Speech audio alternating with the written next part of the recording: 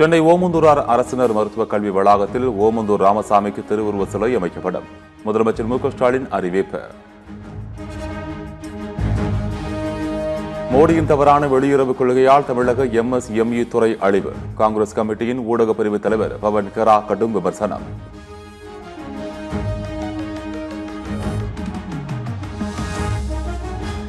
BA பயின்ற சத்துணவு மற்றும் அங்கன்வாடி பணியாளர்களுக்கு விரைவில் ஆசிரியர் பணி வழங்க வேண்டும். ஏறத்தாழ 10 ஆண்டுகளுக்கு மேலாக ஆசிரியர்கள் பணி வழங்காமல் கிடப்பில் போட்டுள்ளதாக அச்சங்கத்தினர் குற்றச்சாட்டு.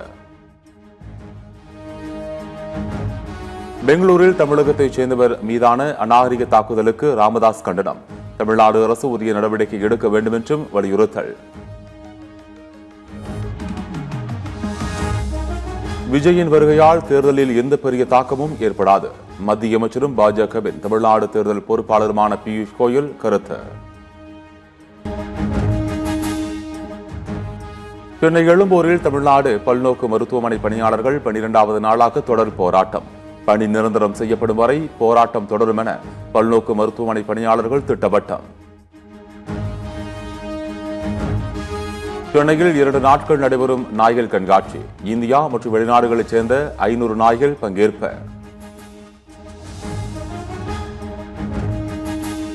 புதுக்கோட்டை மாவட்டம் காட்டுப்பட்டியில் கோலாகலமாக நடைபெற்ற ஜல்லிக்கட்டு.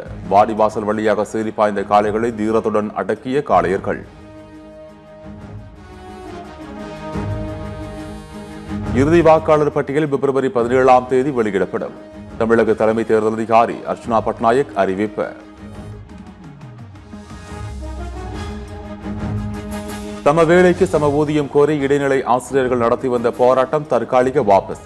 37 நாட்களாக நடைபெற்ற போராட்டம் அமைச்சர் அன்பில் மகேஷ் பேச்சுவார்த்தைக்கு பிறகு ஒத்திவைப்பு. 2026 தேர்தலில் முதலமைச்சர் மு.க.ஸ்டாலின் படை மீண்டும் ஆட்சி அமைத்து எடப்பாடி பழனிசாமியின் எதிர்க்கட்சித் தலைவர் அந்தஸ்தையும் வீழ்த்தும். மோடி என்ற சர்வாதிகாரியை போற்றி கொண்டிருக்கும் EPSக்கு சர்வாதிகாரி பற்றி பாடமெடுக்க அருகதை கிடையாது எனவும் அமைச்சர் MRK பன்னீர்செல்வம் விமர்சனம். திமுகவின் மகளிர் அணி தொகுதி பொறுப்பாளர்களுடன் காணொலி மூலம் ஆலோசனை நடத்திய கனிமொழி.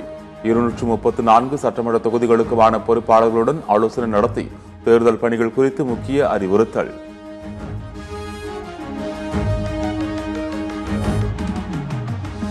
திமுக காங்கிரஸ் கூட்டணியை சிதைக்க நினைக்கும் எடப்பாடி பழனிசாமியின் கனவு ஒருபோதும் பலிக்காது. தமிழக காங்கிரஸ் கமிட்டி தலைவர் செல்வ பெருந்தகை பேட்டி.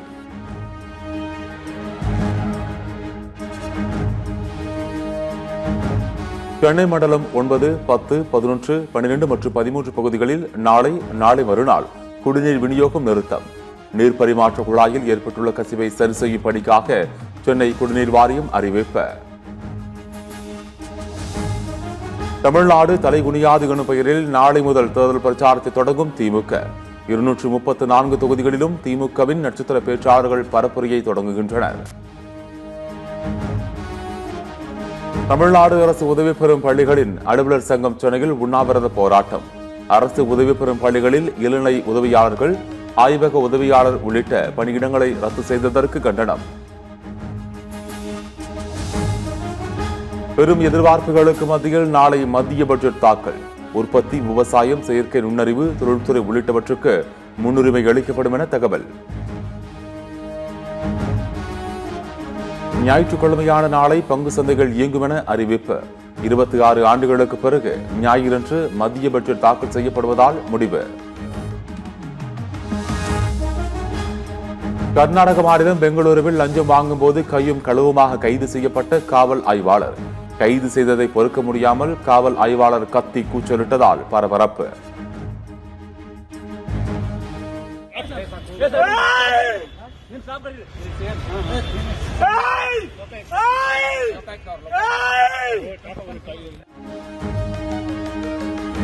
காங்கோவில் கனிம சுரங்கம் இடிந்து விபத்து. மண்ணுக்குள் புதைந்து 200க்கும் மேற்பட்டோர் பலி. மீட்பு பணிகள் தீவிரம். ஆஸ்திரேலிய ஓபன் டென்னிஸில் முதல் முறையாக சாம்பியன் பட்டம் வென்றார் ரைபகினா. இறுதிப் போட்டியில் முன்னணி வீராங்கனை சபலன்காவை வீழ்த்தி அசத்தல்.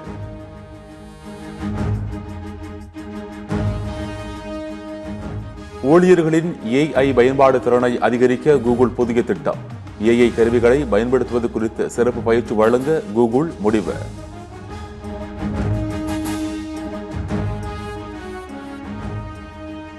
பாகிஸ்தானில் ஒரே நேரத்தில் பல்வேறு இடங்களில் தாக்குதல் நடத்திய பலுசிஸ்தான் பிரிவினைவாதிகள். ஒரே நேரத்தில் ராணுவம் மற்றும் காவல் நிலையங்களை குறிவைத்து நடத்தப்பட்ட தாக்குதல்களில் 8 போலீசார் உயிரிழப்பு என தகவல்.